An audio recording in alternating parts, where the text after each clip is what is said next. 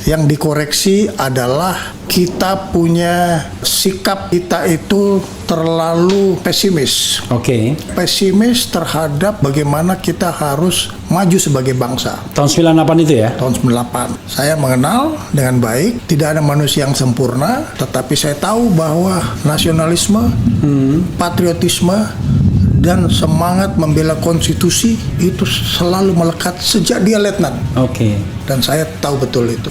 Bagaimana hilangnya nyawa mahasiswa Trisakti itu? Berapa? 4 orang atau 5 orang gitu ya? Sampai sekarang kan mereka selalu menuntut tuh. Awal-awal ya, sekarang mungkin udah capek, udah bosan, udah tua-tua orangnya. Pelaku penembakan itu sampai sekarang kan nggak pernah diketahui. Pelaku penembakan secara hukum sudah dilakukan melalui mahkamah militer. Dan yang bersangkutan itu adalah anggota Polri yang sudah diambil Inkrah putusannya. Ya, sudah diambil.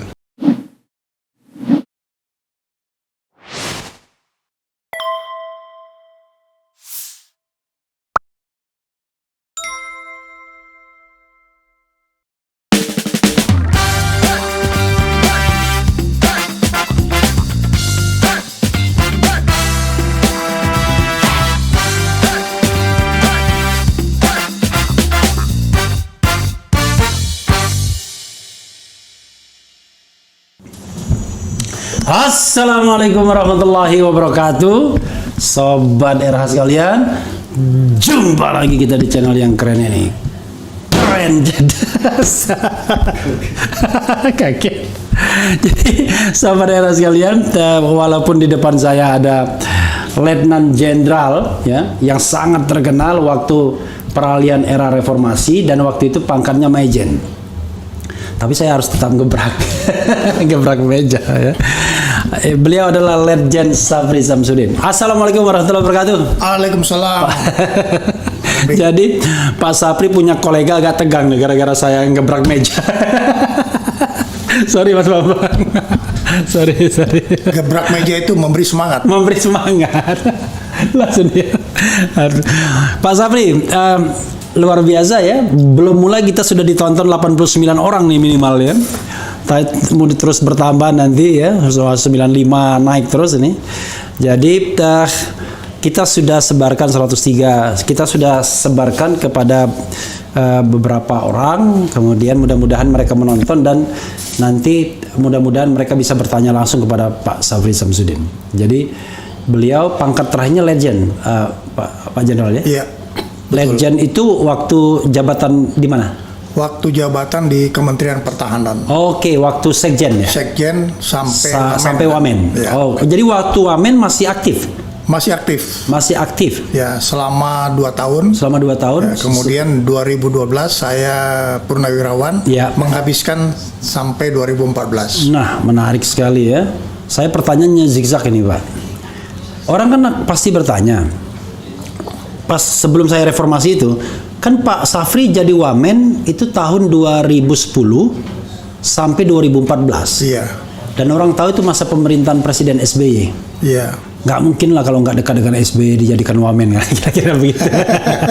Tapi sekarang masih staf khusus ya di Saya penasehat senior. Oh, penasehat senior. Ya, asisten khusus ya, di bidang manajemen pertahanan untuk Menteri Pertahanan Prabowo Subianto. Nah, ya kan? Orang tanya kan, triangle ini SBY, kemudian ada Prabowo, ada Safri Samsudin. Bisa nggak dijelaskan untuk introduction hubungan antara ketiganya dalam 2 kata?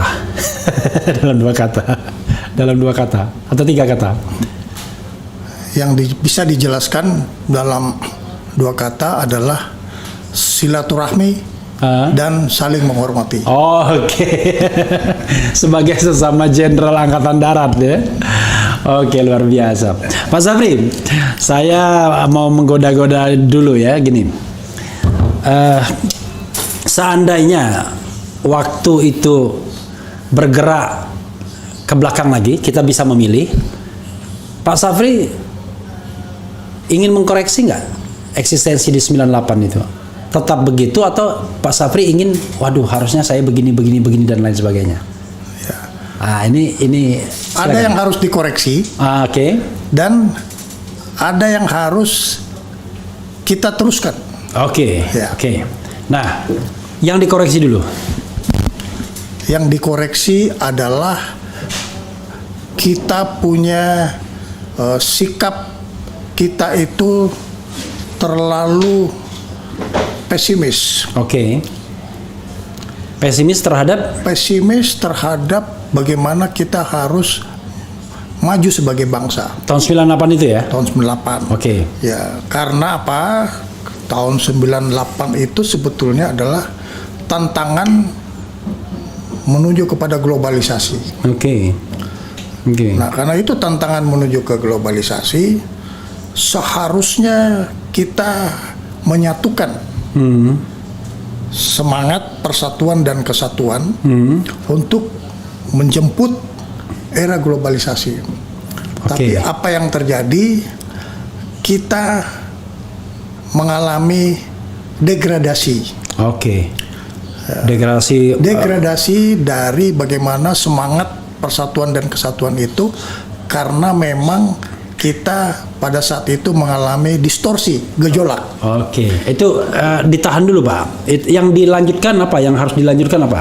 Yang dilanjutkan adalah bagaimana NKRI ini yang berdasarkan Pancasila harus kita terus tumbuh kembangkan dari generasi ke generasi, termasuk generasi milenial sekarang. Oke, jadi jangan discontinue seperti itu ya, seolah-olah generasi lama muncul kekuasaan baru putus, kekuasaan baru lagi putus begitu. Harus ada kontinuitas untuk hal yang baik tentunya kan.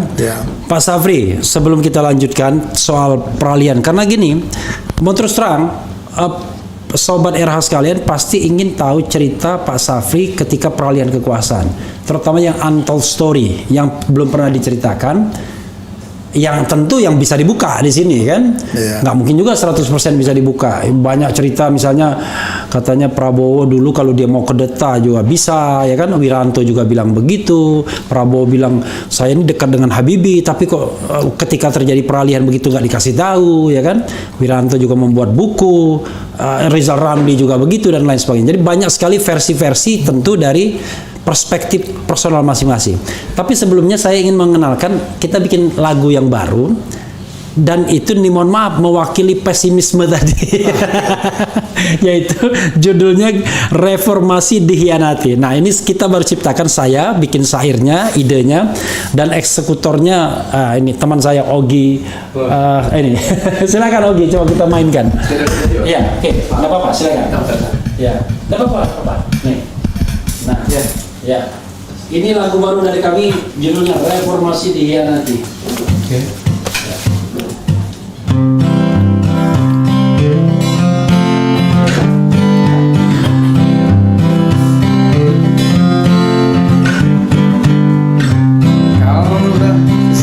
Saya jadi grogi ntar. Kamu nggak akan jawab apa ini? Kala itu langit Jakarta membara,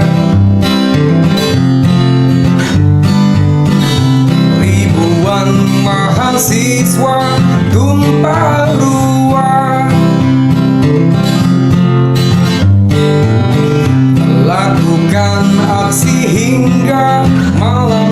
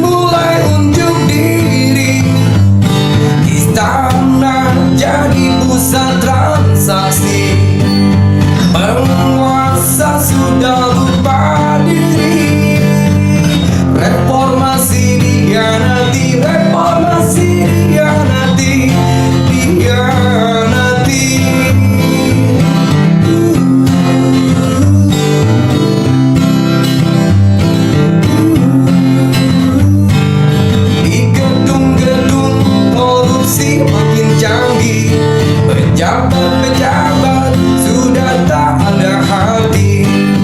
Kini tiada mimpi tentang Indonesia yang aman, adil dan sejahtera. Oligarki sudah bangkit lagi, para pencoleng mulai unjuk diri. Istana jadi pusat transaksi, penguasa sudah lupa diri. Oligarki sudah bangkit lagi, para pencoleng mulai unjuk diri. Istana jadi pusat transaksi, penguasa sudah lupa diri. Reformasi dihianati, reformasi dihianati, dihianati.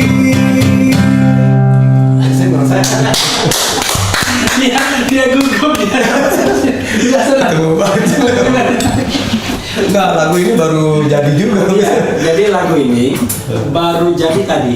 Oh, Baru jadi tadi. Iya tadi. Jadi bahkan syairnya tadi kata awalnya penguasa Jadi- sudah tak ada hati. Ganti aja pejabat-pejabat sudah tak ada hati yang pada waktu itu. Jadi kalau nadanya dia tanggung jawab. Kalau syairnya Betul. saya tanggung jawab. Oke, terima kasih banyak. Oke, terima kasih, Pak. Iya. Tapi kamu gugup memang dia.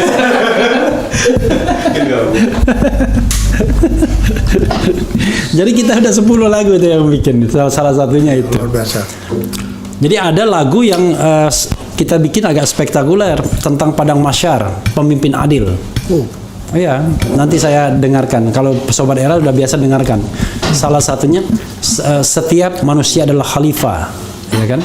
Tapi engkau khalifah dari khalifah. Nah, itu maksudnya pemimpin itu khalifah. Tapi dia bisa menyejukkan sebagai mata air, tapi dia juga bisa menghancurkan kalau pemimpinnya nggak adil. Oke, itu terima kasih Ogi ya. Dan biasakan nyanyi di depan jenderal, jangan khawatir. Pak Sapri udah pensiun soalnya. Pak Safri, tentu orang menunggu-nunggu apa sih untold story yang ingin Bapak share yang selama ini Bapak belum ceritakan atau tidak ceritakan. Silakan Pak. Pada proses 98, sekedar catatan bagi Sobat Era sekalian, pada tahun 98 itu ada 4 jenderal yang paling tidak berperan, berkuasa, terlihat di situ. Satu adalah Panglima TNI, Panglima ABRI pada waktu itu, Jenderal Wiranto. Yang kedua itu ada Kasat, Kepala Staf Angkatan Darat, Jenderal juga ya, Subagio HS. Kemudian ada Pangkostrat, Panglima Komando Strategis Angkatan Darat, Letjen Prabowo Subianto. Dan ada tentu ada legend lainnya, tetapi karena ini Jakarta, Bung, ada Panglima Kodam Jaya Majen TNI Safri Samsudin. Silakan Pak Safri. saya panggilnya Prof. Rafli, Pak Rafli atau Bung Rafli? Bung saja. Karena Bung katanya masih bisa jadi presiden katanya. Oh, oke.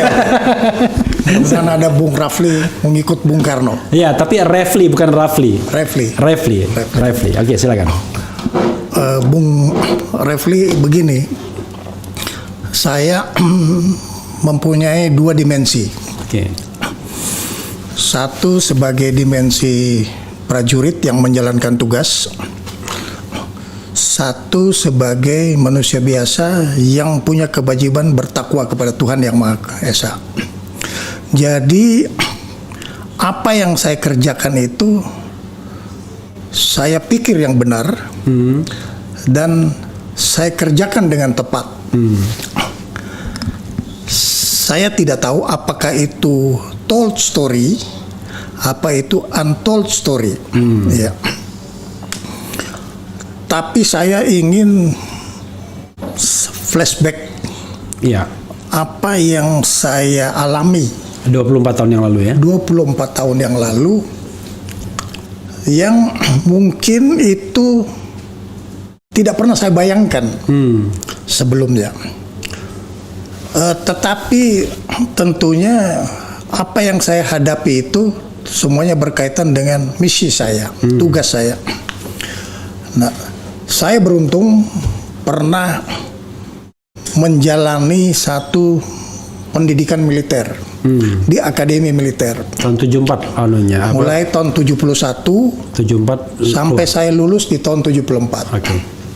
Kemudian setelah itu saya bisa masuk kepada salah satu kesatuan yang dibanggakan oleh TNI Angkatan Darat, Kopassus. yaitu pasukan khusus. Iya. Di situ saya mendapatkan satu pelajaran-pelajaran yang keras. Tetapi keras itu adalah untuk melatih pertama integritas, yang kedua untuk melatih kemampuan militer, dan yang ketiga melatih untuk bagaimana kita bertahan menghadapi tekanan-tekanan yang sebetulnya di luar batas kemampuan. Nah, pada saat menjelang Mei 98 ada hal yang tidak bisa saya lupakan, Iya. yaitu pada saat saya harus mengambil keputusan Iya. untuk kelangsungan hidup negara pada waktu itu. Iya. Di dalam prosedur, di dalam instruksi, di dalam berbagai rencana operasi itu sudah digariskan. Kalau kita dalam keadaan yang sangat darurat, maka seorang panglima harus berani mengambil keputusan untuk kelangsungan hidup negara. Kebetulan ini ibu kota negara di Jakarta. Iya. Oke. Sehingga saya mengambil keputusan untuk mengambil alih kendali yang seharusnya itu menjadi porsi dari penanggung jawab keamanan, ketertiban dan masyarakat. Polisi maksudnya. Polisi. Ya. Ya. Tetapi karena situasi pada waktu itu sangat chaos dan tidak dimungkinkan lagi polisi untuk berada di lapangan, sehingga dengan garis perkembangan situasi saya mengambil alih, dan itulah yang membuat saya terus bisa menjaga apa yang menjadi misi saya, yaitu menjaga keamanan ibu kota. Ya, dan ini merupakan tanggung jawab saya, bukan tanggung jawab siapa-siapa, tanggung jawab operasional yang ada di pundak saya. Itu untold story yang diambang batas antara to be or not to be. Dan itu waktu itu mohon maaf nih, karena kita harus frankly speaking, itu atas sepengetahuan waktu keputusan itu diambil Panglima TNI, Panglima ABRI, atau itu inisiatif pribadi langsung? Itu adalah pilihan yang kita ambil. Oke. Apakah kita menunggu perintah, atau kita melihat perkembangan situasi yang sangat darurat? Saya memilih perkembangan situasi yang sangat darurat. Ya. Nah, tentunya setelah mengambil alih kondisi situasi Kamtibmas, itu apa yang Pak Saf lakukan? Tentunya koordinasi termasuk juga komunikasi dengan pihak-pihak lainnya. Ya, tentunya pada saat saya memegang kendali komando operasi, saya harus mengkonsolidasikan semua kekuatan TNI yang diperbantukan kepada saya. Saya menerima 174 kali 100 orang. 174 kali 100. Orang. Artinya 100 orang itu adalah satuan setingkat kompi. Saya mengendalikan 174 satuan setingkat kompi yang berasal dari TNI Angkatan Darat, TNI Angkatan Laut, dan TNI Angkatan Udara yang ada di Jakarta. Dan satu kompi 100 isinya. 100. Oke. Plus 154 kendaraan tempur yang berasal dari Angkatan Darat dan Korps Marinir. Yang kebetulan ada di Jakarta. Diperbantukan. Oh, kepada diperbantukan. saya. Jadi kendali operasi itu tidak dipertanggungjawabkan. Tanggung jawab operasi itu tidak dipertanggungjawabkan pada panglima-panglima yang lain, tapi dipertanggungjawabkan kepada saya. Oke. Jadi saya lah yang bertanggung jawab terhadap apa yang terjadi dan tidak terjadi yang berkaitan dengan operasi di menjaga keamanan ibu kota. Itu pada waktu itu. Itu tanggung jawab itu rentang berapa lama Pak Asap? Itu terjadi kurang lebih sampai dengan 1 bulan. 1 bulan. Jadi dari kira-kira tanggal berapa Mei sampai Ya, mulai dari tanggal 14 Mei 14 Mei ya, Trisakti plus ya. 30 hari. Oke, plus 30 hari. Ya. Kejadian Trisakti ya awalnya. Ya. Kan? Satu bulan itu bisa dibilang sangat powerful dong berarti. Bisa melebihi Panglima TNI, Panglima ABRI. Kekuasaan 1 bulan itu. Secara de facto. Di dalam militer Ya. kita tidak mengenal itu. Oke. Di dalam militer kita mengenal namanya rantai komando. Oke. Jadi pada saat kewenangan kita itu pada satu level, Ya. kita tidak boleh mengambil kewenangan yang lebih besar. Oke. Itu. Ya, walaupun kita tahu kita punya, Secara de facto kita menguasai kita pasukan. menguasai, tapi kita tidak boleh sewenang-wenang menggunakan kekuatan yang ada sama kita. Kekuatan yang ada sama kita hanya kita gunakan untuk merestorasi keamanan di ibu kota, tidak untuk kepentingan yang lain. Oke. Jadi misinya adalah merestorasi keamanan ibu kota dan itu didasarkan pada inisiatif personal tadi kan? Iya. Karena merespon situasi. Ya, jadi memang itu tersurat di dalam surat telegram Panglima. Ada telegram nomor 14 Bakorstamas namanya. Oke, jadi Pasap ambil inisiatif dulu baru ada surat, bukan ada surat dulu. Tidak. Oh, ada surat dulu. Surat sudah ada. Oke. Jadi surat itu sudah keluar di bulan Januari. Oke. Kejadiannya itu di bulan Mei. Oke, Jadi saya oke. tinggal melihat ini sudah level mana. Oke. Pada saat level yang harus saya ambil tindakan, saya ambil. Oke, jadi kalau soal kemungkinan eskalasi dan lain sebagainya sudah tersurat di dalam surat. Ya, Tetapi tindakan yang diambil itu adalah situasional. berdasarkan eskalasi. Eskalasi, oke. Jadi Pak Pasap, yang menarik adalah ini sudah jadi rahasia umum, ya, rahasia umum on the paper di newspaper, ya, di TV. Persaingan pada waktu itu. Ini saya terpaksa masuk ke wilayah itu ya kan, karena orang pasti akan tahu. Di satu sisi orang bicara waktu itu ada tentara, ada TNI merah, ya kan, dan TNI merah, ada TNI hijau, ada kelompok hijau, ada kelompok merah. Ini mohon maaf Pak, Pasaf itu digolongkan kepada yang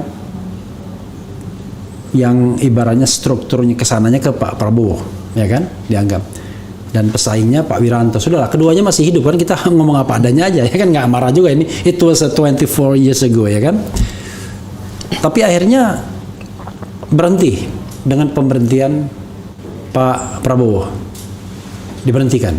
Seolah-olah dia dikorbankan, entah kesalahannya apa. Memang ada isu-isu soal penculikan dan lain sebagainya. Dan Pak Sab setelah itu juga seperti menghilang. Setelah Pangdam, Bapak kemana? Saya ke Mabes TNI.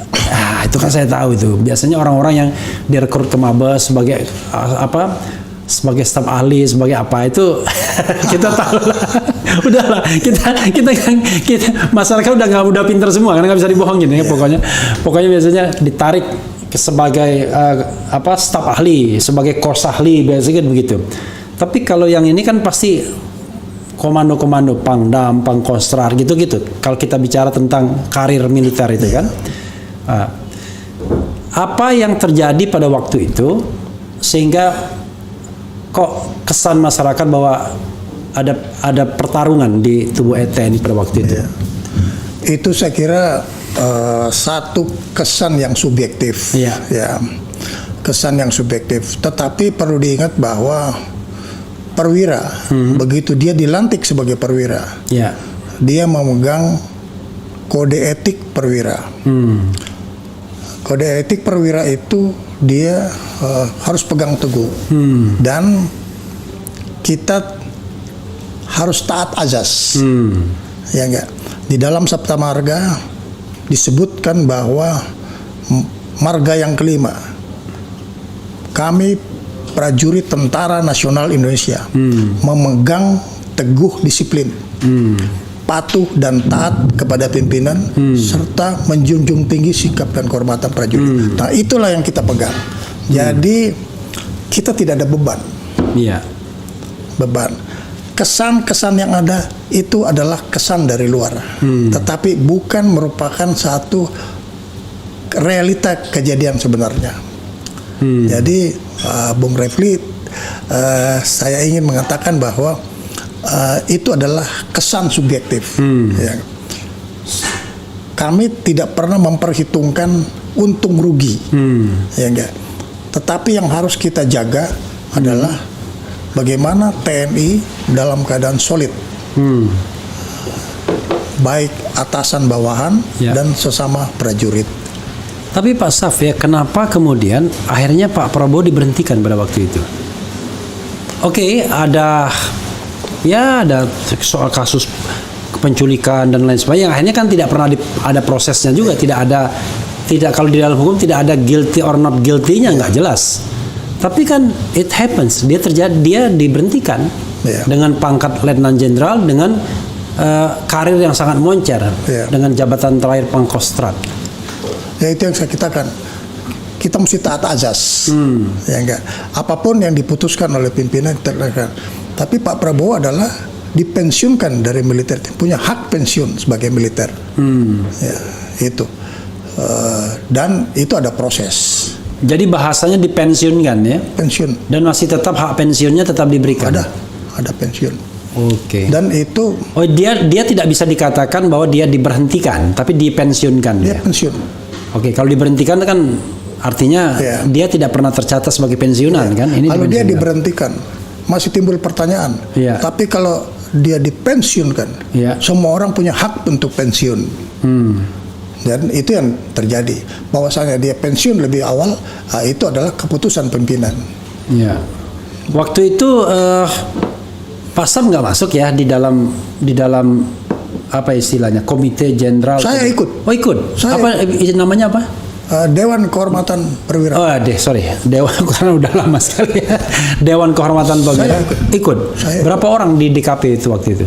Ya kita tidak bisa menentukan berapa orang karena kita kan sendiri. Oke, jadi tidak digabungkan jadi satu, Tidak kolosal. Ya. tapi Ya. di sendiri-sendiri. Sendiri.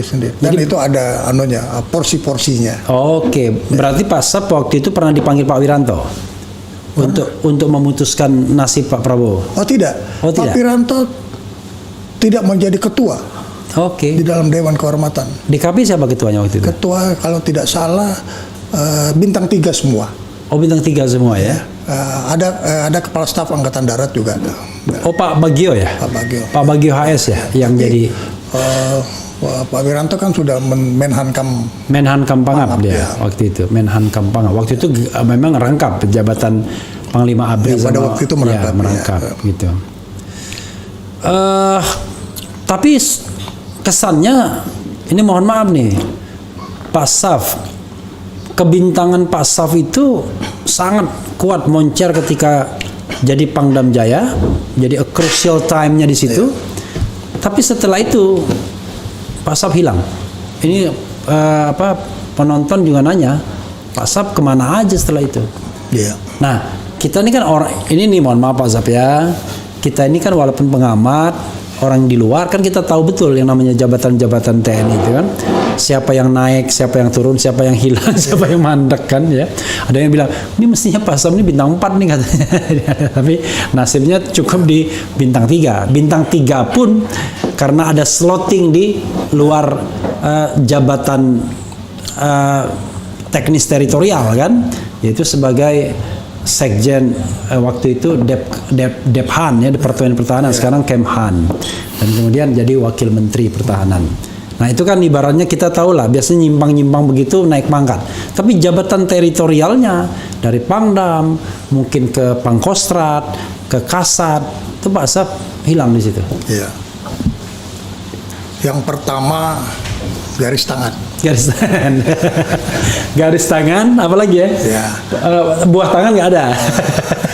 Tapi yang penting saya tidak cuci tangan. Oke. Nah itu yang penting ya kan? Itu. Ya.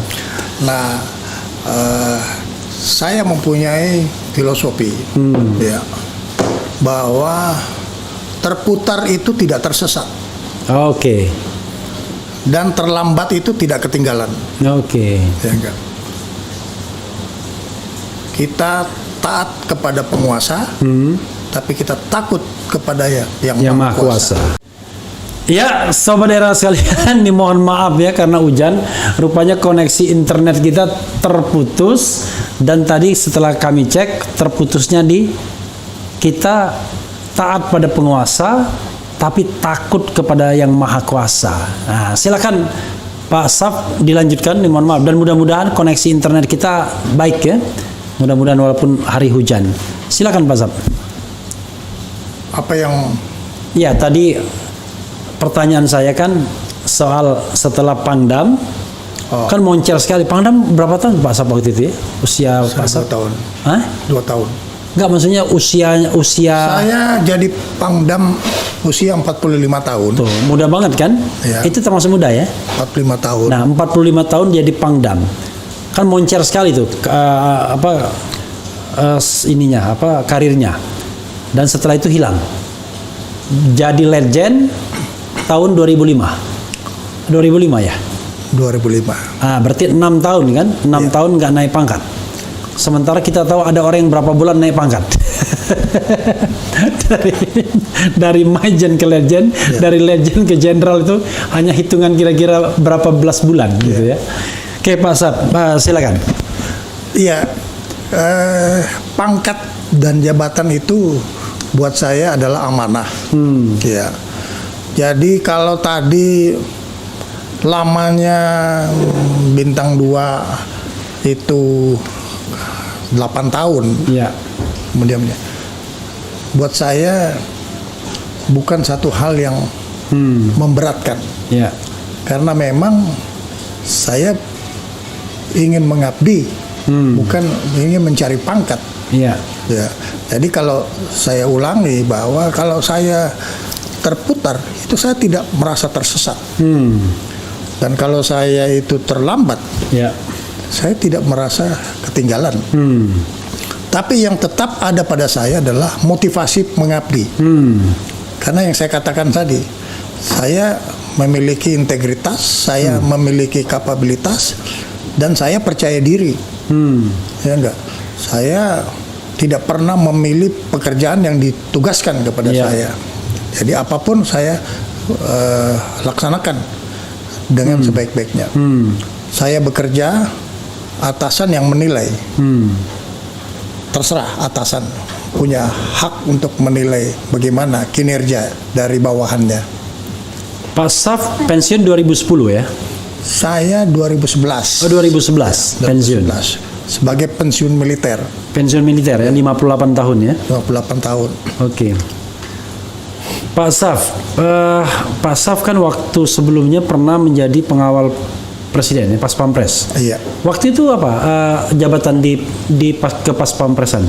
Waktu saya ditugaskan di Pampres, saya mengalami 2 kali penugasan di Pas Pampres. Iya. Pertama pada saat saya kembali tugas dari Aceh, Iya. selaku komandan kompi bertugas ke Aceh. Kembalinya saya mendapat tugas untuk menjadi pengawal pribadi Iya. Presiden Soeharto. Oh ini pengawal pribadi ya? Ya, pengawal pribadi Presiden Soeharto. Bukan ajudan ya? bukan. Sekarang ada pengawal nggak? pribadi. Pengawal pribadi itu ada nggak sekarang? Bagaimana? Kalau sekarang jabatan pengawal pribadi itu ada nggak? Ada, masih. Oke. Masih. Oh, ada pengawal pribadi ya. Iya. Selain pas pampres. Ya, waktu itu pas pampres di dalamnya ada pengawal pribadi. Oke. Jadi pas pampres itu sendiri berapa orang? Pas pampres itu kan satuan besarnya. Iya, satuan besarnya. Nah, pengawal pribadi itulah Yang dibawa kemana-mana. yang ikut terus melekat Oke. kepada pengamanan fisik. Pengamanan fisik. Oke. Ya, Oke. jarak oke. dekat. Ya. Saya bertugas setelah pulang dari Aceh ditugaskan untuk menjadi pengawal presiden dari Kopassus. Saya bertugas selama 3 tahun. Ya. Setelah itu saya kembali lagi ke Kopassus. Ya. Kemudian saya menggantikan Kapten Prabowo Ya. yang Sebagai? sebagai komandan dari Satuan Kopassus yang bertugas di Timur Timur. Oke. Jadi saya rotasi, saya menggantikan Kapten Prabowo. Pangkat waktu itu Kapten. Oh, kapten juga, sama-sama kapten. Kapten ya.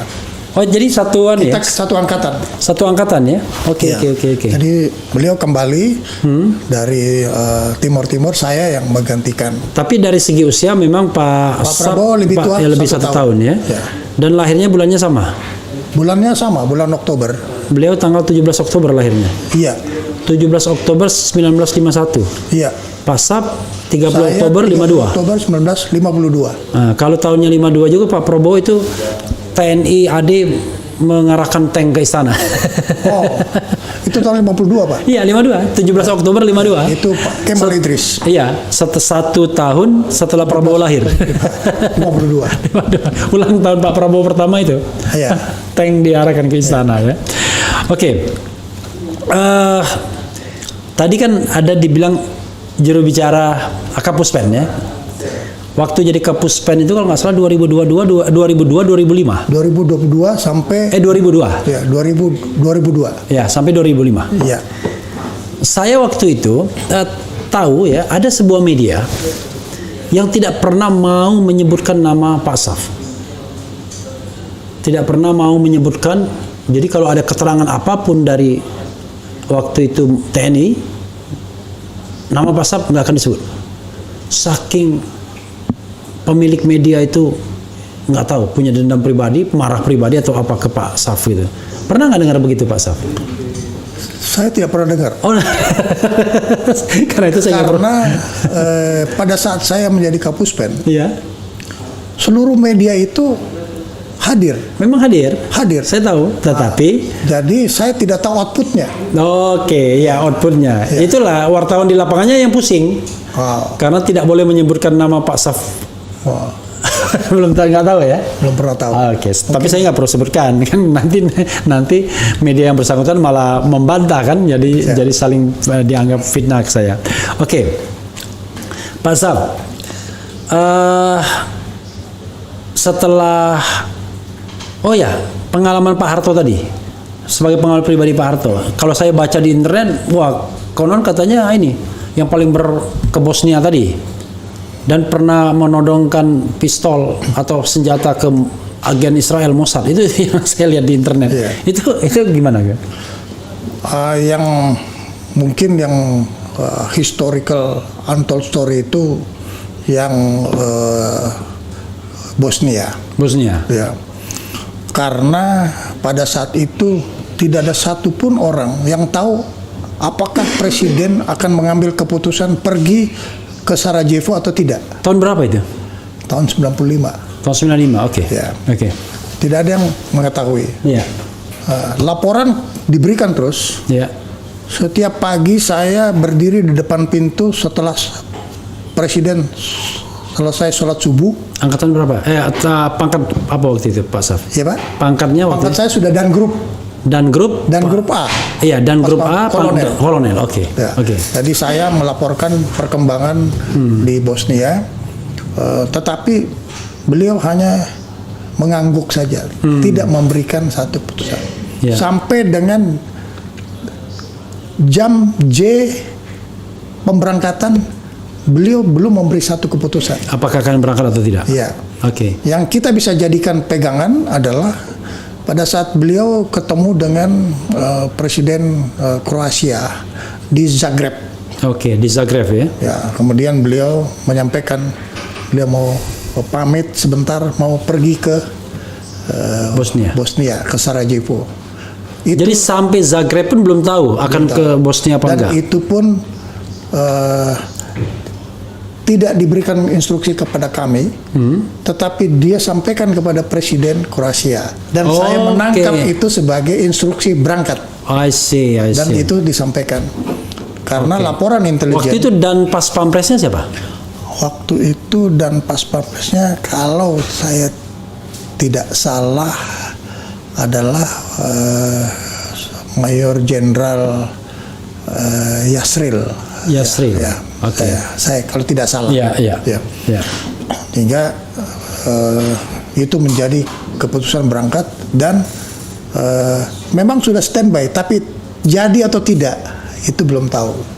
Waktu itu berapa personil yang dibawa? 26. 26 personil. Oke. Dan itu menyewa pesawat Antonov dari Rusia. Pesawat gede itu Antonov ya? Antonov. Iya, pesawat besar kan Antonov?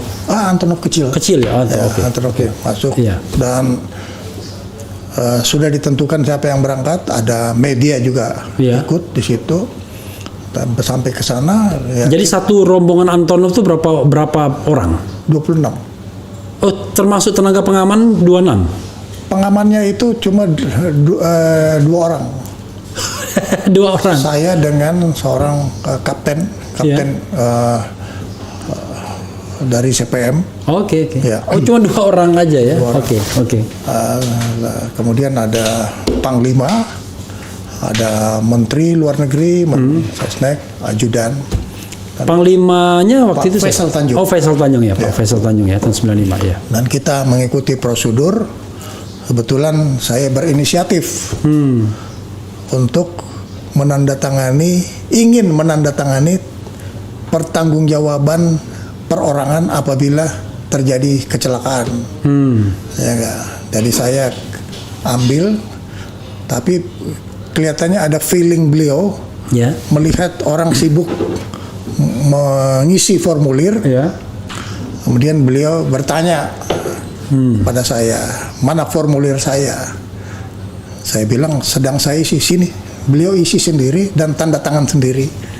Formulir untuk Pak Harto. Pertanggungjawaban perorangan apabila terjadi. Ya, kalau something happen berarti dia sudah tanggung jawab sendiri. Ya.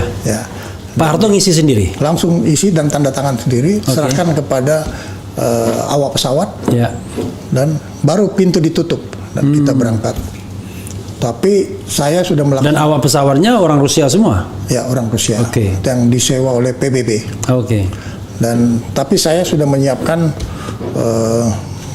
vest anti peluru yang ketebalannya bisa sampai 12,7 di bawah tempat duduk dan di samping tempat duduk presiden. Ya. Jadi beliau pernah pakai nggak itu sampai waktu turun? Nggak? Tidak pernah pakai. Tapi beliau minta supaya saya menyimpan, memegang, dan minta supaya disimpan di Taman Mini. Oh, sampai sekarang ada di situ? Saya kira masih ada. Itu milik PBB. Lalu? Tapi beliau juga punya sendiri. Ya, dan sendiri itu ya saya diminta untuk istilah Jawanya dicangking saja gitu. Dicangking. Ya. Nah, itu sampai pemberangkatan hitungannya 6 jam. Oh, Zagreb Sarajevo itu 6 jam? 6 jam dengan pertemuan. Oh, dengan pertemuan. Jadi 3 jam pulang pergi. 3 jam bertemu. Dan hitungannya 6 jam. Jadi semacam 6 jam di Jogja lah. Jadi dari Zagreb, Sarajevo, balik lagi Zagreb. 3 jam. Itu 6 jam. Dengan pertemuannya. Dengan pertemuannya. Bertemu siapa waktu itu?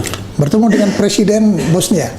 Siapa namanya waktu itu? Saya tidak kenal Presiden Bosnia, dan itu masih sangat sulit ya itu, karena potongan keju pun itu dianggap barang mewah.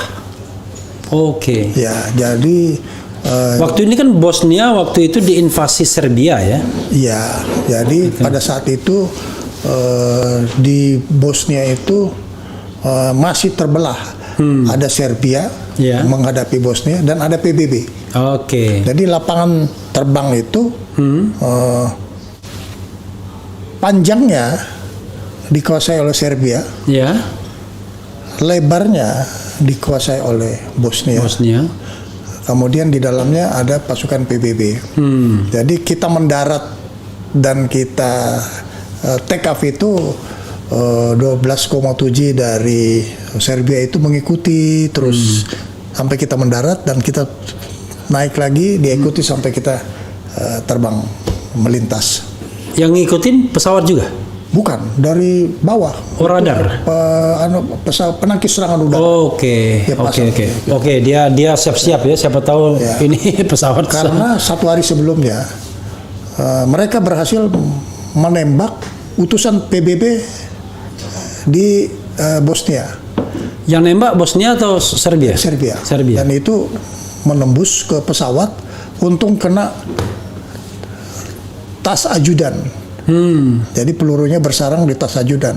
Oke. Ya. Nah itu yang membuat pertimbangan intelijen dipertimbangkan untuk tidak menuju. Ke sana Tapi beliau turun. tetap mengambil keputusan berangkat pada saat yang beliau tentukan sendiri. Oke. Hari apa waktu itu kalau masih ingat? Saya kurang terlalu. Oke. Bulan lupa juga sudah. Saya musim panas ya. Musim panas. Iya. Oke. Musim panas. Saya hanya bertanya kepada beliau, Iya.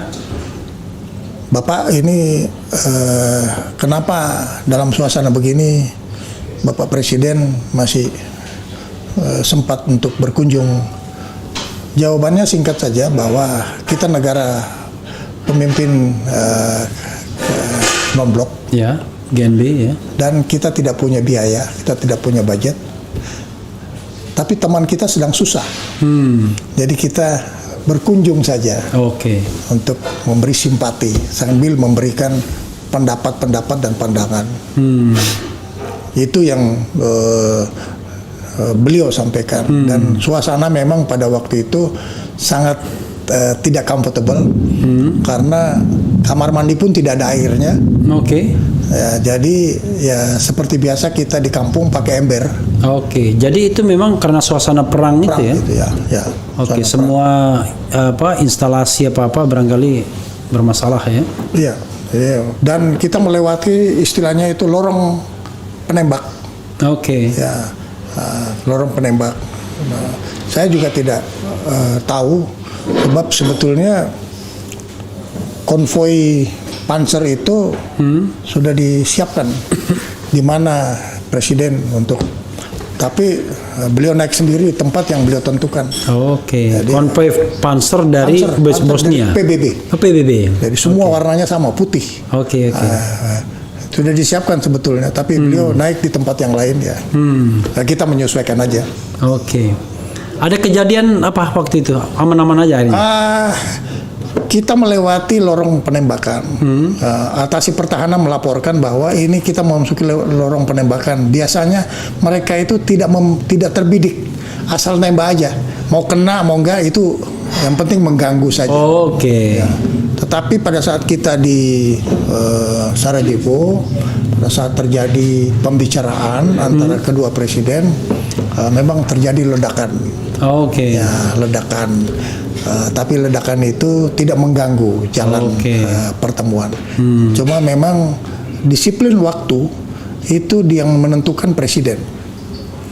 Jadi Presiden Soeharto maksudnya. ya, menentukan jam sekian konferensi pers oleh Menteri Luar Negeri dan sekian harus berangkat. Jadi kalau kita hitung ya 6 jam. Menteri Luar Negerinya Pak Ali Alatas. Ali Alatas, Alex ya. Pak Alex ya, almarhum. Oke, yang Mossad itu gimana ceritanya? Kok ada katanya menodongkan Mossad? Saya kira itu untold story yang nggak usah kita bicarakan lah. Oke. Ya, Pak, kejadiannya di mana itu? Di New York. Oh, di New York. Ya, Oke. ya, itu sebetulnya itu cuman kesalahpahaman. Tapi itu semuanya benar. menjalankan prinsip-prinsip keamanan, tidak ingin mengambil risiko terhadap siapa yang dia. Waktu itu ngawal juga. Ya, waktu itu kan Ishak Rabin juga membawa pengawal. Ya. Karena mau ketemu presiden kita, ya saya harus mempersiapkan. Oh, itu acara PBB ya? Saya nggak tahu itu acara PBB mungkin ya. Iya, biasanya kan kalau kepala negara itu kan acara PBB. Ya, jadi ini ya pertemuan yang istilahnya itu accident aja ya gitu. Nggak direncanakan ya, pas di sana ya, mau lalu kenapa todong-menodong akhirnya? Sebetulnya tidak todong-menodong. Iya. Ya enggak. Dia waspada, saya lebih waspada. Ya. Biasanya kewaspadaan itu ditentukan dengan bagaimana kesiapan kita. Iya. Itu jangan dianggap todong-menodong. Iya. Tapi itu adalah kesiapan masing-masing. Tapi sudah keluar tapi senjata sudah. Iya, semuanya sudah mengeluarkan senjata. Ya, semuanya kita sudah keluarkan. Tetapi akhirnya ada tahu bahwa kita sama-sama bertugas. Oke. Jadi Oke. Itu biasa. Oke. Itu bukan luar biasa. Oke. Waktu itu tahun berapa itu? Pangkat? Tahun kalau nggak salah itu tahun-tahun pangkat saya kolonel. Kolonel ya, udah kolonel ya. Oke. Mudah-mudahan saya sebelum kita ke bagian current situation ini, karena kan yang namanya tentara tidak pernah mati ya. The soldier never dies, ya kan? Kalau gitu. Nah, coba kita lihat dulu bagaimana aspirasi sobat era sekalian sebelum kita bicara current situation ini. Gimana, mantap kopinya? Mantap kali. Kalau mantap kali, cadangan masih banyak. Ini nggak bisa tidur kita ini. Nggak bisa tidur.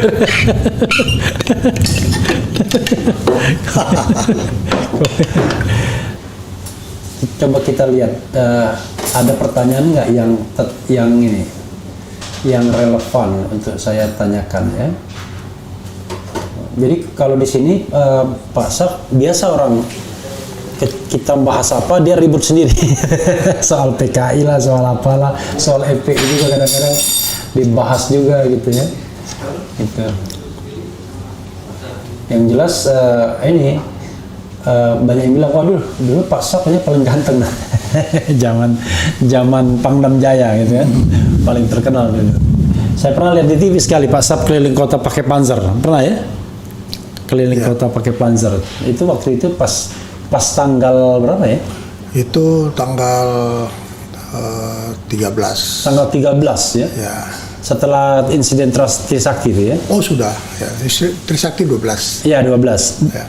13-nya? 13 sudah mulai pembakaran. Oke. Oh waktu itu 14 ya? Ya 14. Keliling pakai itu. Saya lihat juga soalnya di televisi.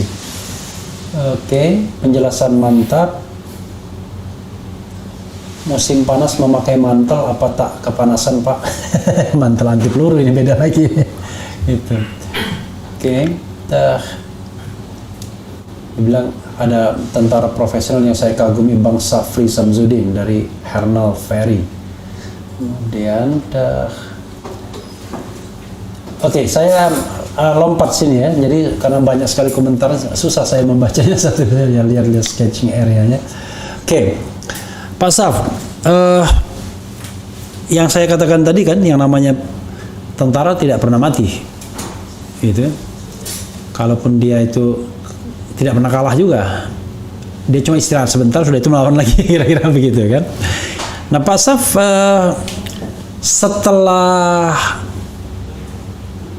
pensiun atau sebelum pensiun sebenarnya Pak Saf sudah mulai berubah haluan agak sedikit-sedikit mulai ke politik. Pak Saf sekarang di Gerindra? Enggak masuk ya? Jadi saya setelah selesai menjalankan tugas di Kementerian Pertahanan, saya mengupdate defense capability saya di NATO School. Oke. Ya. NATO School di Jerman. Jerman berapa lama? Jadi selama 2015 sampai 2019 di Jerman. Di Jerman dan Italia. Oke. Di sana di Jerman ada NATO School. Di Italia ada NATO Defense College. Oke. Atas biaya? my personal. Oke. Tapi saya mendapatkan kemudahan. Ya, saya dapatkan kemudahan. Mungkin karena pada waktu itu saya 5 tahun di Wamenhan, Ya. dan saya sering mengadakan interaksi International Defense Cooperation, Oke. sehingga pada saat saya mengapply, Ya. saya diterima dengan mudah. Oke. Tapi itu bukan course yang punya gelar. Oke, jadi itu Jadi anu itu ya. adalah non gelar ya. upgrading course. Upgrading course, oke. Jadi kita boleh memilih apa materi yang kita. Nah, saya itu ke sana. Ada management crisis, Oke. ada energy security, Ya. ada cooperation security among the NATO. Ya. Itu saya ikuti setiap tahun. 2015 sampai 2019. 2019. Nah, Tapi tidak stay di sana.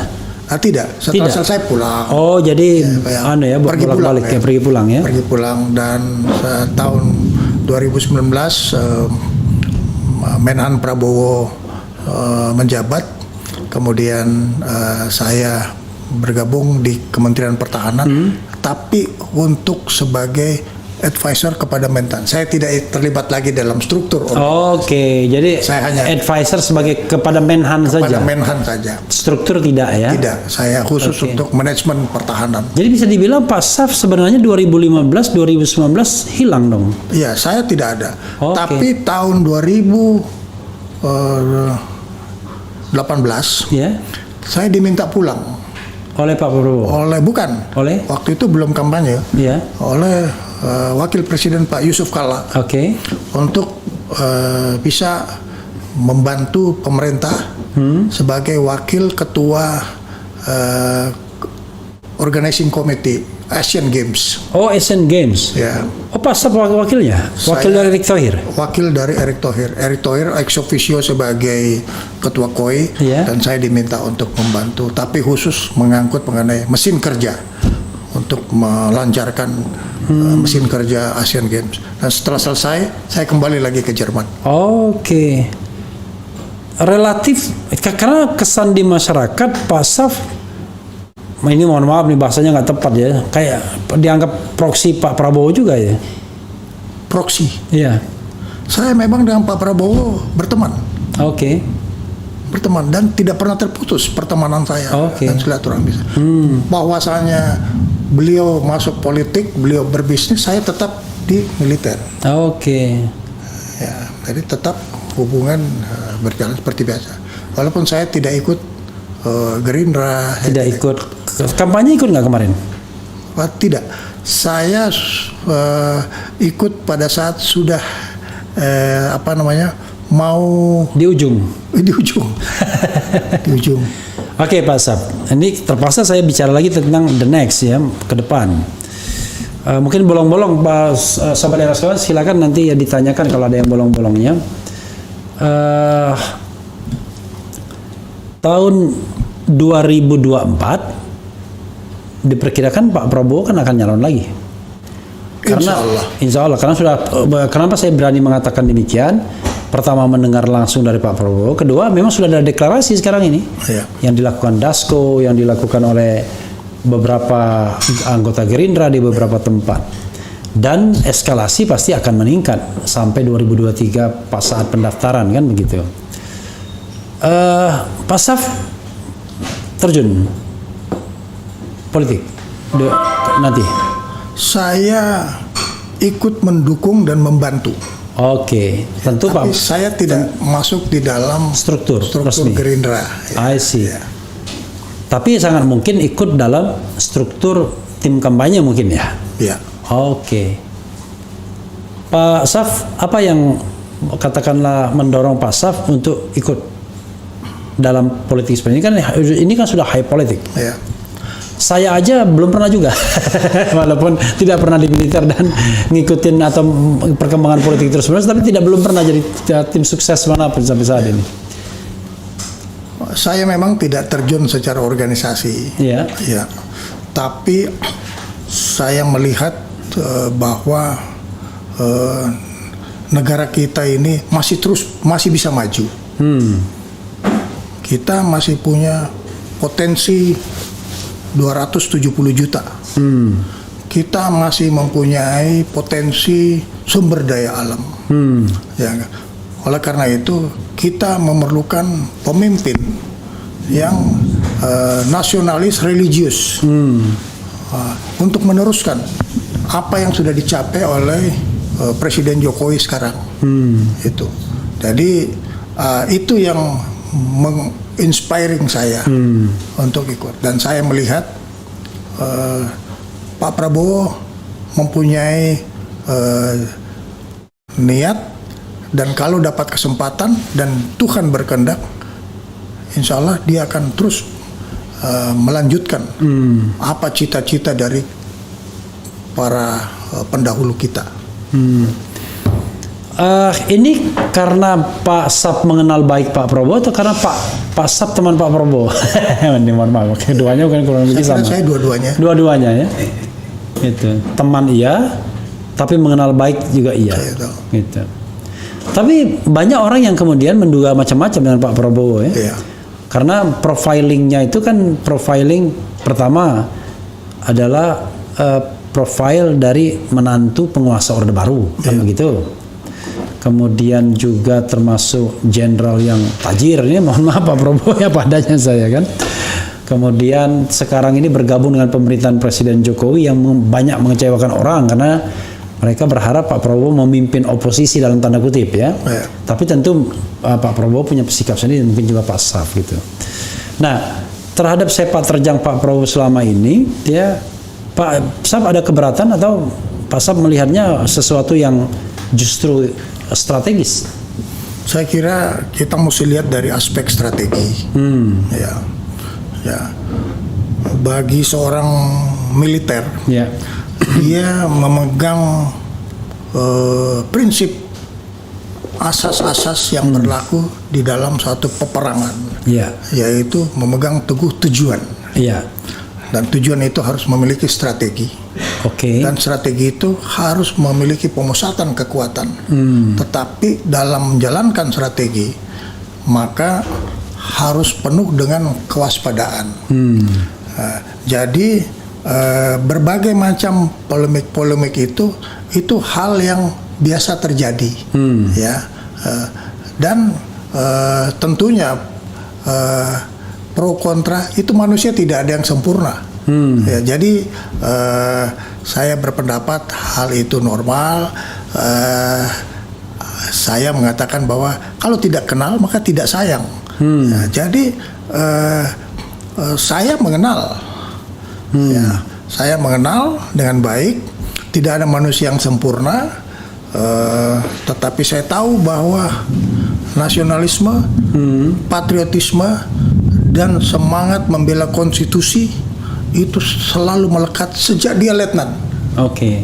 Dan saya tahu betul itu. Pak Saf satu angkatan di Akmil? Ya, saya di Akmil, beliau lebih dulu. Lebih dulu 1 tahun?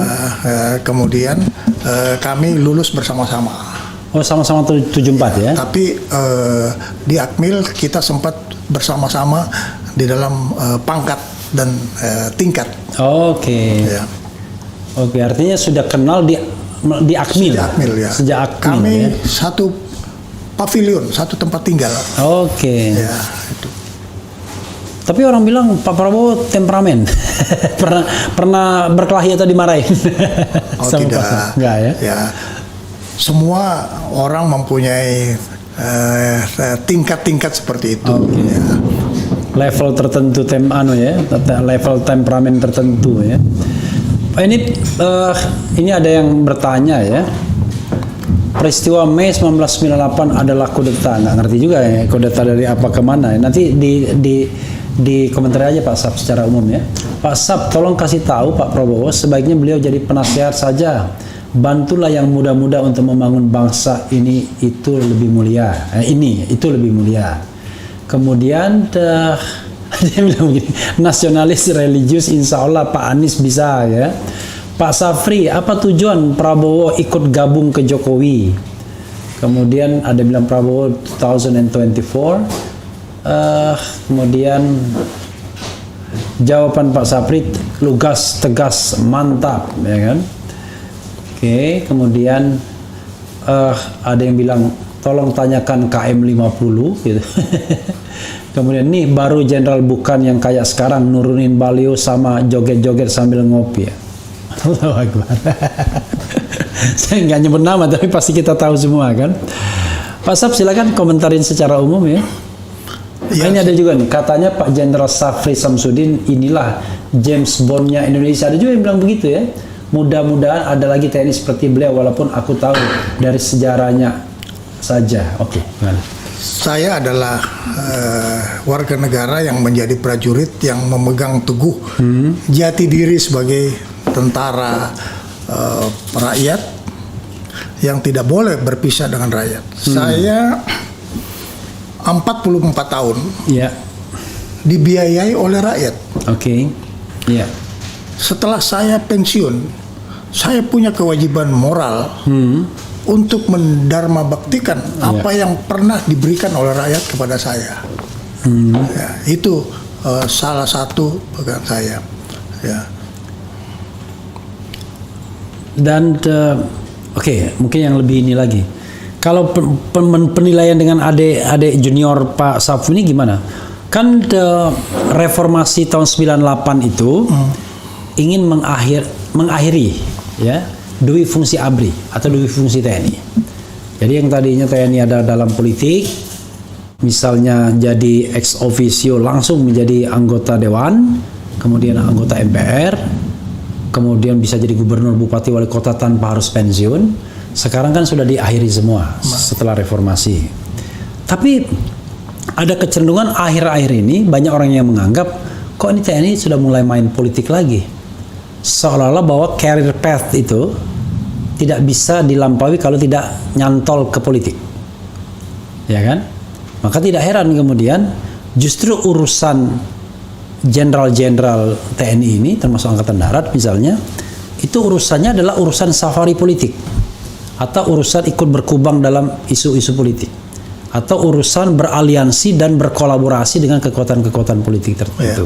Penilaian Pak Saf. Ini yang harus kita waspadai. Iya. Kalau kita konsisten Iya. dengan amanat undang-undang, Iya. baik undang-undang TNI maupun undang-undang dasar, Iya. bahwa politik tentara adalah politik negara, yaitu undang-undang. Dia tidak akan pernah melenceng dari situ. Nah, ini yang harus diwaspadai. Saya menyampaikan kepada teman-teman saya yang masih aktif bahwa kata politik itu menggelitik bagi kita yang profesional. Iya. Itu. Oleh karena itu, pegang teguh apa yang tersirat di dalam Sabta Marga dan Sumpah Prajurit. Itu. Bab ini adalah kunci dasar. Itu. Dan ya, kalau kita tidak waspada, kita bisa terbawa. Dan ada 1-2 orang yang terbawa. Saya senang mendengar aja. Ada 1-2 orang yang terbawa ya. Dan Secara institusi nggak terbawa. Tapi kalau 1-2 orang itu memegang institusi kan gawat juga. tetapi jangan lupa Iya. bahwa institusi itu adalah institusi yang tegas dan keras terhadap itu. Oleh karena itu yang dibutuhkan dalam tentara nasional ini adalah kepemimpinan yang solid, baik di tingkat atas sampai kepada pelaksana di lapangan. Ini adalah alat kita, gitu. Karena kita sudah diberi rambu-rambu, kita sudah diberi navigasi. Tugas kita adalah menjaga, jangan menabrak rambu-rambu dan tetap pelihara navigasi. Dan itu diperankan oleh pemimpin-pemimpin militer. Oke, Pak Saf, sekalian aja saya tanya macam-macam ya. Soal dijawab enggak itu soal lain. Misalnya pemilu atau pilpres termasuk. Banyak orang yang mengatakan bahwa TNI, Polri, BIN terlibat di dalam proses kontestasi seperti ini. Tidak hanya pilpres, bahkan pilkada pun bisa dilakoni. Karena orang tahu betul bahwa yang namanya kekuasaan politik itu adalah resources. Ya. Bagi apa aja, gitu. Komentar Pak Saf. Saya tidak mengingkari terjadinya oknum-oknum yang berada di dalam pengaruh-pengaruh itu. Iya. Ya enggak. Akan tetapi yang paling penting adalah rakyat yang berdaulat harus jeli dan tegas melihat instrumennya. Iya. Sebab ini adalah instrumen negara. Iya. Negara itu adalah rakyat, pemerintah, dan wilayah. Jadi sangat diharapkan bahwa kontrol sosial rakyat terhadap tentara, kontrol sosial rakyat terhadap aparat-aparat pemerintah lain itu lebih pekat, ya, lebih pekat. Sebab antara kedaulatan rakyat dengan pelanggaran-pelanggaran itu kadang-kadang kecil sekali batasnya. Oleh karena itu kedaulatan rakyat harus ditampilkan di depan untuk bisa menjadi panglima terhadap kemungkinan pengaruh aparat-aparat terhadap politik. Kita tahu beberapa negara juga mengalami hal yang sama, oknum-oknumnya, dan ini yang harus diwaspadai. Iya. Harus diwaspadai, gitu. Jadi kita tidak jangan kita taken for granted. Oke. Itu. Oleh karena itu kontrol sosial media terhadap tentara, militer itu sangat penting. Oke. Sangat penting. Karena Walaupun ngeri-ngeri sedap. kerusakan tentara adalah kerusakan terhadap negara. Oke. Kita mesti jaga. Pak Saf, misal salah satu isu ya yang karena gini, kadang-kadang kan kita ini sebagai pengamat sering dibantah isu, wah nggak benar gitu-gitu. Padahal yang namanya pengamatan itu nggak ada yang benar, nggak ada yang salah. Tetapi menguji ketajaman insting, feeling, ya logika, cara berpikir. Misalnya isu tentang perpanjangan masa jabatan, perwira, ya kan? Yang tadinya 58 ingin 60 misalnya, perwira tinggi. Kan terlihat betul begitu ada tentara yang katakanlah diangkat sebagai panglima, diangkat sebagai katakanlah bintang 4, segera politik mengerumuni kan, langsung dicap, wah ini untuk jadi presiden masa depan, untuk jadi presiden sekarang, wakil presiden dan lain sebagainya. Padahal dia sendiri masih aktif. Ada dua hal yang ingin saya tanyakan. Apa nggak perlu itu namanya jedah TNI dalam masuk politik. Jadi jangan sampai pensiun hari ini langsung dia berpolitik praktis, atau bahkan belum pensiun maksa pensiun. Untuk itu satu poin. Nah, poin kedua adalah ya soal menjaga profesionalisme TNI ini agar jabatan-jabatan itu tidak digantungkan pada relasi politik yang kita dengarkan hari ini. Salah satunya adalah ya misalnya tadi ketika ada isu pensiun mau diperpanjang misalnya, kan orang selalu berimajinasi kan, wah ini kepentingan siapa ini, ya kan? Apa kepentingan orang yang saat ini barangkali mau pensiun, ya kan? Nah, yang seperti itu kan memprihatinkan, Pak Saf. Apa jalan keluarnya? Memang kita mesti lihat dulu konstelasi militer secara universal. Iya. Ya. Kalau kita lihat pemimpin militer secara operasional itu memang seperti umpamanya Singapura, mereka sudah memperpanjang masa umurnya. Iya. Di negara lain ada yang umur 60 tahun, Iya. ada 62 tahun. Iya. Nah, kita memang juga perlu memikirkan. Iya. Tetapi kita jangan mencampur adukan Iya. bahwa kita ingin memperpanjang umur tapi untuk mengoptimalkan Resources. untuk mission. Iya. Ya. Nah, terkadang ini tergelitik Iya. dengan satu isu-isu dan mohon maaf, Iya. kadang-kadang politisi kita juga genit juga, Iya, iya, iya. melihat ini, ya Padahal Tidak hanya politisi, netizen, masyarakat juga gen juga. Ya. Nah. Belum apa-apa baru dilantik sudah bilang cocok jadi calon presiden itu kan dia. kira-kira begitu. Jadi ini sebetulnya berpengaruh kepada figur kita itu. Kalau di tempat lain nggak ada, karena setelah pensiun dia istirahat dulu berapa tahun baru masuk politik. Amerika umpamanya Colin Powell, dia setelah pensiun dia 2-3 tahun istirahat baru dia bergabung. Itu aturan atau etika? Itu adalah internal etika. Oh, internal etika ya. Internal etika yang dibuat. Nah kita kadang-kadang tergelitik hal-hal itu. Tapi kuncinya adalah personal integration dari pemimpin kita. Itu.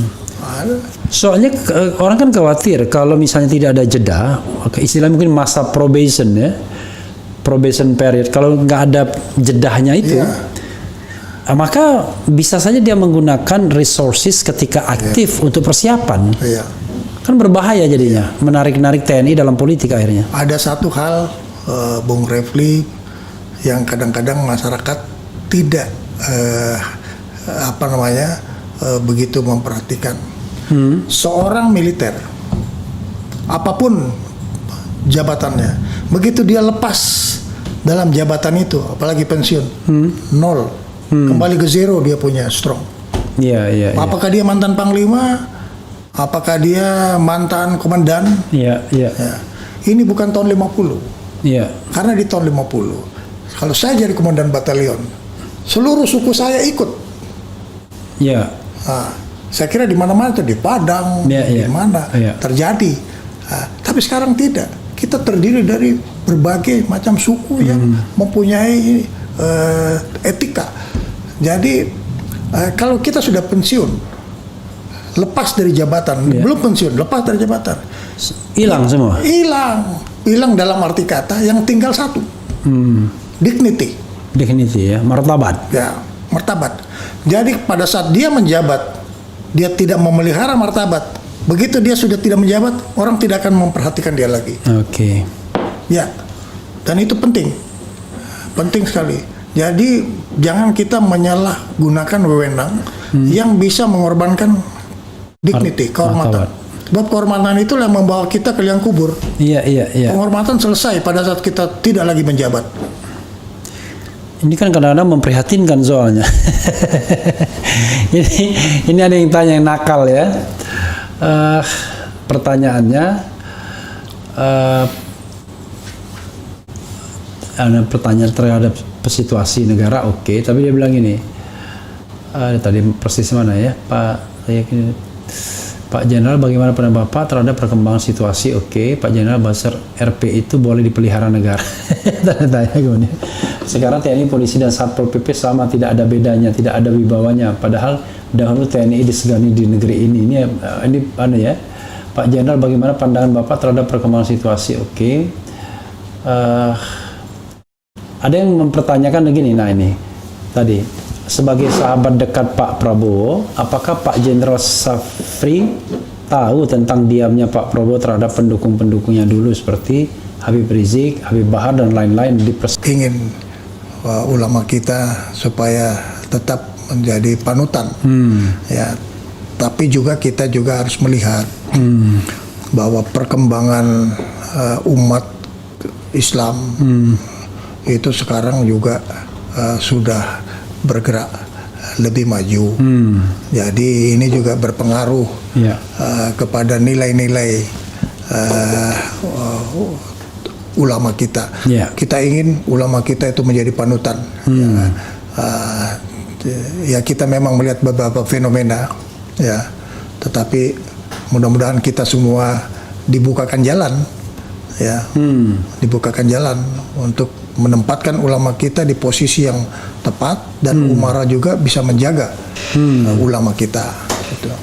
Oke. Susah kalau nanya orang yang terjaga.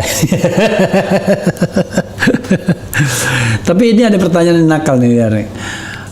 Izin Jenderal, apakah Anda dikandangkan pihak-pihak tertentu agar tidak menjadi saksi peristiwa tragedi 98? sebab dinilai dapat mengancam mereka yang menjadi pimpinan.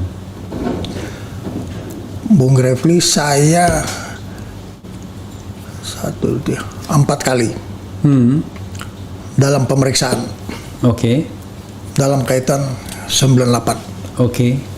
Pemeriksaan Baik itu yang dilakukan oleh pemerintah ya. maupun yang dilakukan oleh internal TNI. Dan pada tahun 99 Ya. pemerintah dalam hal ini presiden Ya. menjawab apa yang menjadi alegasi terhadap diri saya Ya. pada kerusuhan Mei 98. Ya. Dan itu dipertegas dalam surat presiden kepada Komisi Nasional Presiden Habibie ya. Ya, pada saat Presiden Habibie. Ya. Nah, itu surat resmi. Jadi ya mungkin kita juga bisa paham apa dugaan orang. Ya. Tetapi yang penting bahwa proses ini tidak dibiarkan. Tidak dibiarkan. Saya melalui pemeriksaan TGPF, Ya. saya bahkan TGPF itu tim gabungan pencari fakta ya, Ya. yang dibentuk oleh Komnas HAM ya. Oke. saya kemudian juga saya dimintai kesaksian oleh institusi saya, oleh pemerintah, Ya. sampai dengan beliau mengambil kesimpulan, pemerintah Ya. presiden mengambil kesimpulan. Jadi kata dikandangkan itu memang bagi orang yang saya tetap memelihara fighting spirit saya, ya. Jadi, tetapi itu saya anggap sebagai pemacu. Iya, iya, iya, iya. Tapi ada satu yang kemudian sampai sekarang yang menjadi masih misteri ya, Pak Saf, yaitu kita tidak pernah bisa menemukan bagaimana hilangnya nyawa mahasiswa Trisakti itu. Berapa, 4 orang atau 5 orang gitu ya? Sampai sekarang kan mereka selalu menuntut tuh awal-awal ya. Sekarang mungkin udah capek, udah bosan, udah tua-tua orangnya. Ya. Pelaku penembakan itu sampai sekarang kan nggak pernah diketahui. Pelaku penembakan secara hukum Ya. sudah dilakukan melalui mahkamah militer, dan yang bersangkutan itu adalah anggota Polri Ya. yang sudah diambil apa istilahnya dalam hukum Inkrah inkrah. putusannya. Ya sudah diambil. Berapa orang waktu itu? Saya nggak tahu berapa. Oke. Terhadap 4 orang Iya, mahasiswa Trisakti. Ya. Karena kalau selain Trisakti kan ada kasus lain ya, Kak, yang kasus setelah itu bulan apa ya, yang mahasiswa meninggal lagi, ada Yunhab apa itu. Itu kasus Semanggi. Iya, kasus Semanggi 1, Semanggi 2. Iya. Saya waktu itu sudah tidak ada Kaitannya ya. sudah bertugas di Mabes Iya, TNI. iya. Jadi Ya, itu. bagian Pasaf adalah bagian ketika Trisakti itu ya, gitu. Ya, dan memang Trisakti itu juga bagian daripada memacu gejolak sosial dan gejolak politik Ya. yang terjadi pada Gara-gara terjadi Trisakti itu ledakan. perpindahan pucuk pimpinan negara jadinya ya. Itulah reformasi total ya. Iya. Pak Saf, satu isu lagi Pak Saf ya, soal isu penculikan yang banyak orang kemudian mengkaitkannya dengan Prabowo Subianto, Pak Prabowo. Dan ada juga kan memang tim Mawar misalnya yang orang-orangnya diculik gitu. Dan orang marah itu, tim Mawar katanya kok direkrut di Kemhan gitu. Ya. Saya tanyakan saja kan, ini kan demi masyarakat. Sebenarnya apa klarifikasi atau pendapat Pak Saf soal isu penculikan yang saya sendiri nggak pernah clear rasanya, gitu. Dan kemudian kesalahan yang dilakukan oleh tim Mawar dan lain sebagainya, yang akhirnya mereka kan beberapa di antaranya hanya diberhentikan ya, bukan pensiun pastinya, diberhentikan. Ya. Gimana Pak? Dalam jawaban pemerintah Ya. presiden juga disebutkan pelaku-pelaku itu sudah melalui proses hukum dan ada yang dipensiunkan dan ada yang dipenjarakan, Iya. tapi tidak tetap bisa mengikuti apa itu namanya Hak-hak. dinas militer. Oke. Dia Oke. Nah, itu sudah tertulis juga di dalam pengadilan. Cuma memang pengadilannya itu pengadilan militer. Ya. Ya, tapi sudah ya inkrah tadi, Oke. dan itu sudah dijawab oleh pemerintah melalui surat presiden di tahun 99. Gitu. Kalau tidak salah suratnya Ya. itu tertanggal 13 September 99. Itu mengenai kasus-kasus itu. Jawaban itu. Ya. Oke. Jawaban itu. Jadi itulah yang menjadi pegangan dan itu menjadi jawaban resmi pemerintah presiden. Pak Sab, kalau begitu sebenarnya apa yang tidak clear atau belum clear dari peristiwa 98 itu? Ya mungkin polemik Yang terus berlanjut. polemik. Oke. Pak Sab, ini yang namanya YouTube ini boleh ngomong apa aja ya. Mungkin ada beberapa hal yang belum saya tanyakan yang ingin Pak Saf sampaikan. Boleh juga dibacakan atau apa aja undang-undang, silakan. Yang barangkali belum saya tanyakan. Kalau saya sebetulnya mengharapkan bahwa sudah waktunya kita bersatu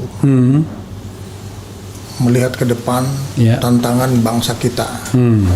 Kita sudah melihat contoh-contoh perkembangan regional dan internasional dan dampaknya yang mungkin bisa terjadi kepada kita, terutama yang berkaitan dengan kedaulatan negara, yang berkaitan dengan wilayah nasional. Nah, kita mesti aware betul mengenai Papua, kita mesti aware betul mengenai Aceh, ya, kita juga harus aware betul mengenai radikalisme, ya, kita juga harus aware betul mengenai fenomena-fenomena regional yang terjadi, dan kita harus mempunyai 4 sikap yang jelas. Bagaimana nation kita itu menjadi strong, Iya. ya enggak? Sekarang ini pemerintah kerja keras Iya. untuk bagaimana strong politik, strong ekonomi, strong military, Iya. dan strong integration. Iya. Tapi kita juga harus waspada bahwa di sekeliling kita banyak yang tidak ingin kita strong nation. Oke. Gitu. Sekeliling kita itu negara lain atau di antara kita juga? Ya, orang sering menyebut sebagai non-state actors. Oke. Ya. Oke. Non-state Ini harus actors. kita waspadai. Nah, kita mesti solid.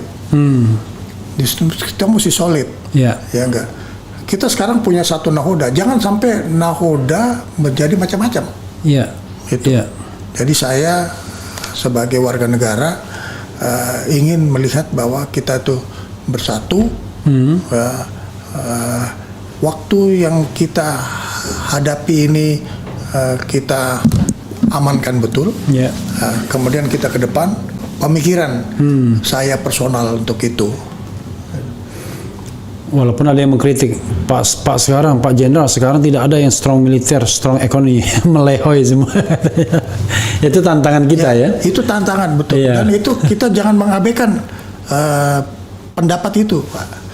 Berarti kita something weakness kita harus kita perhatikan juga. Itu. Lagu tadi itu sangat bagus ya Pak. Iya.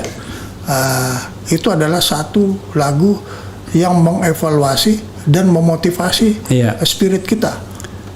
Itu. Dan itu realistis. Kalau kita menerima kritik itu ada dua kemungkinan, kita marah atau jadi bahan evaluasi, itu aja. Ada ini pertanyaan terakhir sebelum closing statement dari Pak Saf. Nah ini ngeri-ngeri saja pertanyaannya. Oke, ada yang mengkritik saya. Jujur, Bung Refli katanya ini. Bung Refli terlihat kaku. Banyak yang sebenarnya mau membantah tapi tidak bisa dibantahkan. Jadi siapa? Kang Info.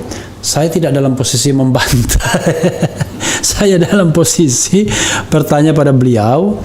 Jadi kalau beliau menjawab A, ya terimalah sebagai jawaban Pak Saf, ya kan? Kalau Anda pengennya B, C, nanti kita tanya narasumber yang lain, kan begitu? Demokrasi itu ya. Kalau saya bantah-bantahin, nanti nggak jalan tuh interview kita ya. Jadi begitu saya nggak setuju misalnya, saya diam aja, menunjukkan ekspresi doang, misalnya kan begitu. Kalau saya setuju, saya tunjukkan ekspresi. Jadi begitu ya, Pak Kang Info ya. Jadi bukan bantah-membantah. Kita tidak sedang berdebat, tapi menginterview beliau. Terakhir nih Pak Saf, sebelum closing statement, ada yang nanya, apa pandangan Pak Saf dengan Panglima TNI kita sekarang? Gitu. Pendapat, pandangan, opini terhadap Panglima TNI sekarang. Panglima TNI Iya. sekarang. Iya.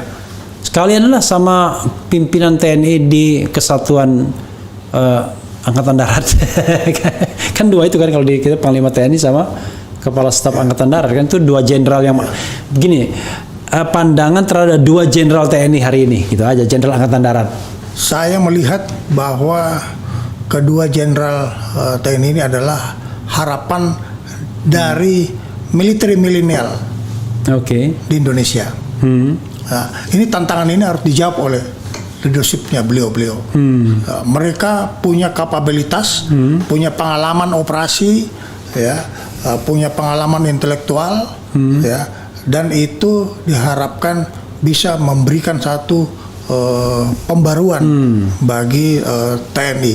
Nah, itu yang saya ingat, dan saya yakin karena kami pernah melihat bagaimana beliau-beliau itu pada saat perwira pertama, ya, itu idealisme sangat tinggi, dan ini kita harapkan terpelihara terus. Ya, waktu tidak panjang. Iya. Tahun ini selesai. Waktu tidak panjang. Tahun ini pensiun. Pensiun. Iya. Ya, waktu tidak panjang, dan seorang jenderal yang bagus adalah seorang yang berpikir brilian dan yang bertindak sesuai dengan misinya.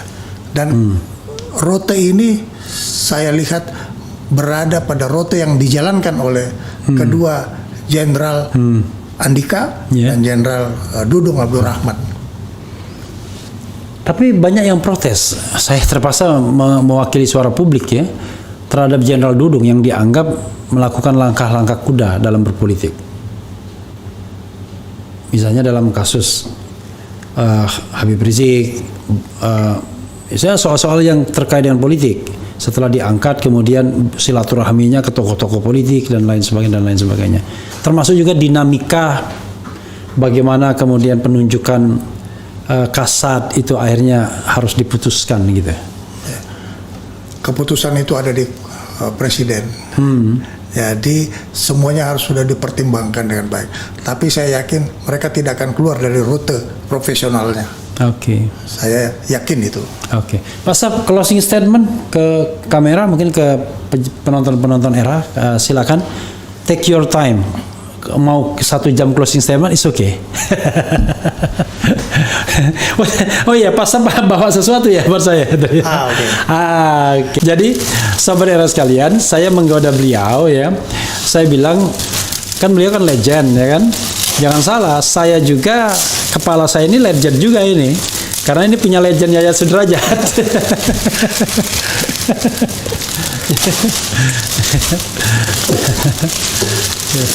Ini Bung Refli adalah jaket kerja.